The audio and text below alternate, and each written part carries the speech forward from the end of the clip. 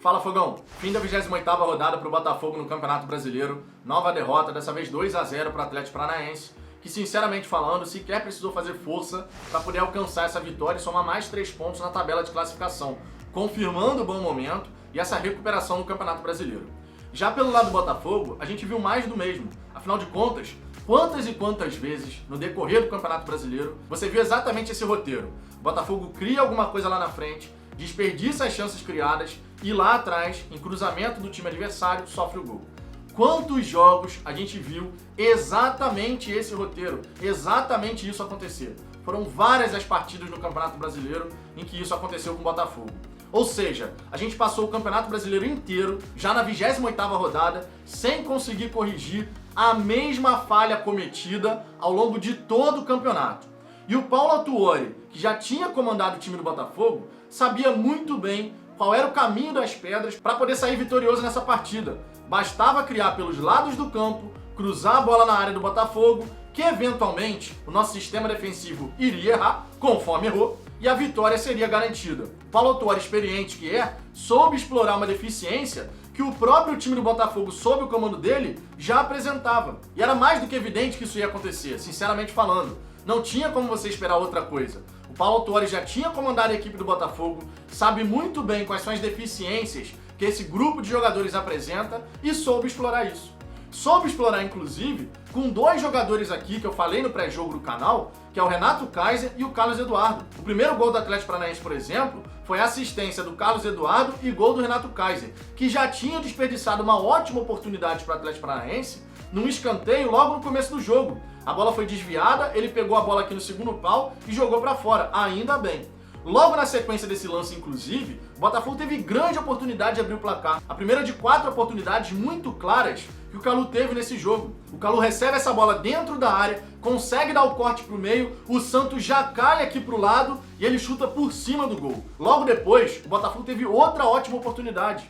O Vitor Luiz cobra uma falta, um cruzamento que ele acerta, por incrível que pareça, e o Calu se joga na bola dentro da grande área, mas desperdiça novamente. A terceira chance desperdiçada pelo Calu foi numa outra falta cobrada, que a bola é desviada no meio da área e lá no segundo pau o Calu chega nela, mas chuta para fora. No segundo tempo, antes de ser substituído, um cabeceio, que ele recebe essa bola dentro já da pequena área, cabeceia por cima do gol. O Calu desperdiçou nesse jogo 4 grandes chances.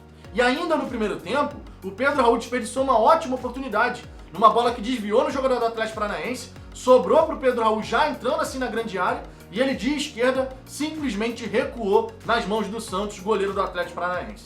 O Atlético Paranaense não precisou ficar se esforçando tanto ao longo dos 90 minutos. Criou sim algumas oportunidades, foram 4 ao longo da partida, e fez 2 gols, o que significa dizer 50% de aproveitamento.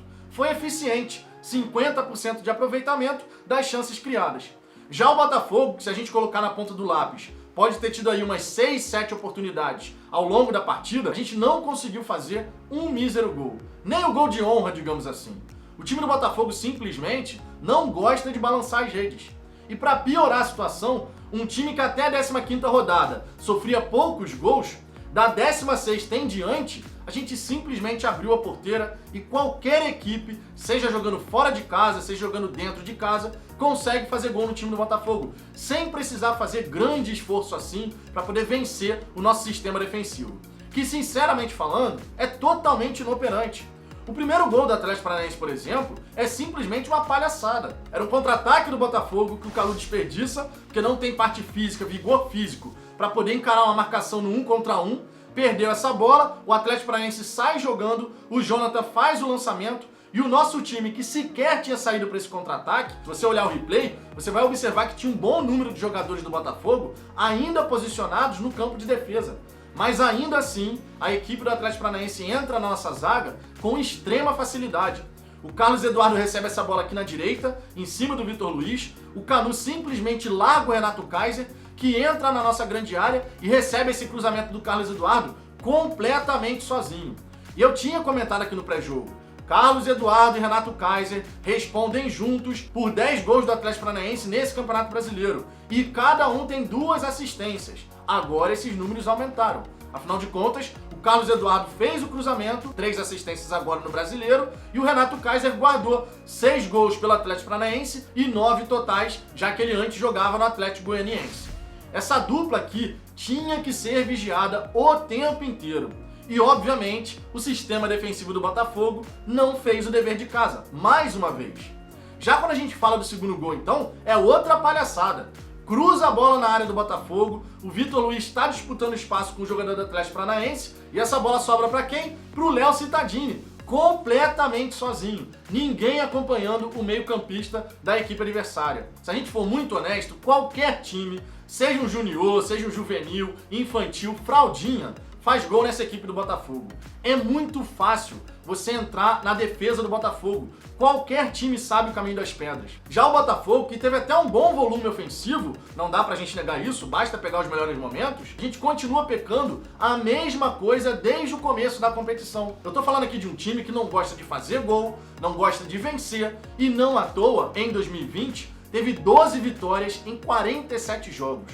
Uma vitória por mês em média. Um time como esse, que não sabe fazer gol e não gosta de vencer, o que você pode esperar? Obviamente, a situação que se encontra no Campeonato Brasileiro. Na zona do rebaixamento, afundado no Z4, agora o Goiás, que estava em último lugar durante um tempão, está conseguindo reagir no Campeonato Brasileiro, e o Botafogo segue na sua sina de não ter uma sequência sequer de bons resultados. Até o Goiás. O Goiás ficou muito tempo na lanterna da competição. Muito tempo mesmo, não é modo de falar. O Goiás ficou muito tempo segurando a lanterna do Campeonato Brasileiro e agora está conseguindo reagir. O Botafogo, nesse momento, sinceramente, ele não está tentando brigar para sair do Z4. Ele está brigando para ver quem fica com a última colocação. Já que é para cair, vamos cair direito. Não é para cair ali tentando escapar. Cai em último lugar mesmo, passando vergonha. Deve ser esse o mantra dentro do Botafogo hoje. Sinceramente falando, não dá pra gente interpretar de outra forma. E o que a gente pode falar, por exemplo, do Barroca? O Barroca, que no Campeonato Brasileiro já tinha comandado a equipe do Curitiba, comanda agora o Botafogo, tem 10 jogos comandando um time na Série A nesse Campeonato Brasileiro de 2020, já que a gente segue na temporada 2020, embora tenha virado o ano. E o Barroca, nesses 10 jogos, à frente de Curitiba e Botafogo, tem 9 derrotas e 1 vitória. Uma mísera vitória em 10 jogos comandando alguma equipe da Série A. Essa é a campanha do Barroca na Série A. Mas segundo o Túlio Lustosa, ele era o nome certo para comandar o Botafogo nesse momento. O que embasou essa escolha, sinceramente, eu não sei. Mandou embora o Ramon Dias, que sequer chegou a estrear, trouxe o Barroca, porque era o nome certo para o Botafogo nesse momento, pelo menos na visão dele, e aí com o Eduardo Barroca, é isso que a gente tem visto. 5 derrotas e 1 vitória. E infelizmente, essa é a sina do Botafogo no Campeonato Brasileiro. Mudou o ano, mas o futebol segue igual. O problema do Botafogo não é matemática. Porque matematicamente falando, ainda é possível. Mas quando a gente para pensar em termos de futebol, sinceramente, esse time do Botafogo não vai a lugar nenhum. Então nesse momento eu sou obrigado a dizer, se a diretoria do Botafogo, essa nova diretoria, não começou já a planejar o ano de 2021, considerando uma Série B, já que isso vai afetar a nossa arrecadação em quase 100 milhões de reais, imagina o Botafogo na situação que vive, financeiramente falando, com menos 100 milhões de reais. Se na Série A, com esses 100 milhões já é complicado, você imagina numa Série B com 100 milhões a menos em arrecadação para montar um time que tem que subir logo de cara. Se a diretoria do Botafogo ainda não parou para pensar nesse planejamento considerando uma Série B, que comece para ontem. A gente precisa ter um norte, a gente precisa saber o que vai ser feito. São 10 jogos que faltam agora para terminar o Campeonato Brasileiro. Esse time do Botafogo não alimenta esperança na sua torcida. Quem continua acreditando, e tem todo o direito de acreditar, é porque tenta ser otimista mesmo vendo a cagada completa que é esse grupo de jogadores. A gente ama a Estrela Solitária e, naturalmente, esse nosso amor pelo Botafogo, como torcedores, nos faz seguir torcendo, assistindo as partidas, porque caso contrário, se a gente não amasse de verdade o Botafogo, sabendo tudo o que vai acontecer em cada partida, antes mesmo do jogo começar, a gente já tinha largado mão. Essa é a grande realidade. Mas como torcedores apaixonados que somos, a gente segue conferindo, segue assistindo as partidas e se irritando jogo após jogo, vendo os mesmos erros serem cometidos. O Barroca treina a equipe, nada muda e o time do Botafogo segue perdendo no Campeonato Brasileiro.